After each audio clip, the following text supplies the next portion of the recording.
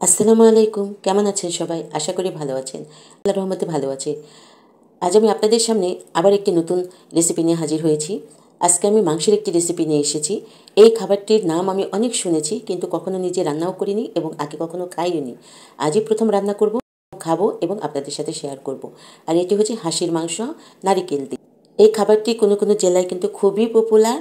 আমাদের জেলাতেও করে, কিন্তু আমি কখনো করিনি বা খাইনি।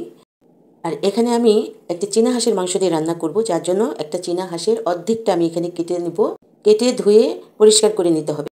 মাংসগুলো আমার কাটা ধোয়া হয়ে গেছে। এবার আমি প্রেসার কুকারে দিয়ে দিলাম এবং আগে থেকে করে রাখা গ্রেভিটাও আমি এই প্রেসার কুকারের ভিতরে দিয়ে মাংসের সাথে ভালো করে মাখিয়ে নেব। কী কী মশলা আমি ইউজ করেছি সেই লিস্টটা কিন্তু আমি উপরে দিয়ে দিলাম।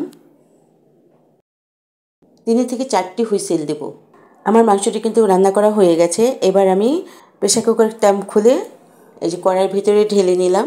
ঢেলে নিয়ে এবার একটু নাড়াচাড়া করে তারপর প্রেসার কুকারের ভেতরটা ওই যে মশলা ছিল সেগুলো একটু পানি দিয়ে ধুয়ে সামান্য একটু পানি দিয়ে আবার আমি দিয়ে দিলাম। দিয়ে এখন ঢেকে এটা 5-7 মিনিট আবার রান্না করে নেব। আর এই ফাঁকে দ্বিতীয় যে জিনিসটি দিতে হবে সেটি হচ্ছে নারিকেল। এই যেভাবে নারিকেলগুলো আমি স্লাইস করে নিয়েছি এবং পিছনের কালো অংশগুলো ফেলে সাদা অংশগুলো শুধু নিয়ে নিয়েছি। এগুলো আমি ওই মাংসের সাথে দিয়ে দিব এবং ভালো করে কষিয়ে নেব। একটু ঢেকে কষাবো যাতে নারিকেলটা সেদ্ধ সেদ্ধ হয়, তাতে করে ভেতরে মশলা যাবে এবং ভালো লাগবে খেতে। আমার রান্নাটা কিন্তু হয়ে গেছে। এই দেখুন কত সুন্দরভাবে রান্না হয়ে গেছে।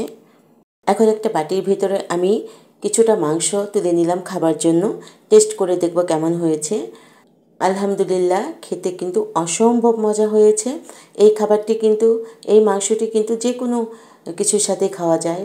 বন্ধুরা, আজকের এই রেসিপিটি যদি আপনাদের ভালো লেগে থাকে তাহলে আমার পাশে থাকবেন, আমার চ্যানেলটি সাবস্ক্রাইব করবেন, বেশি বেশি করে লাইক, শেয়ার এবং কমেন্টস করবেন।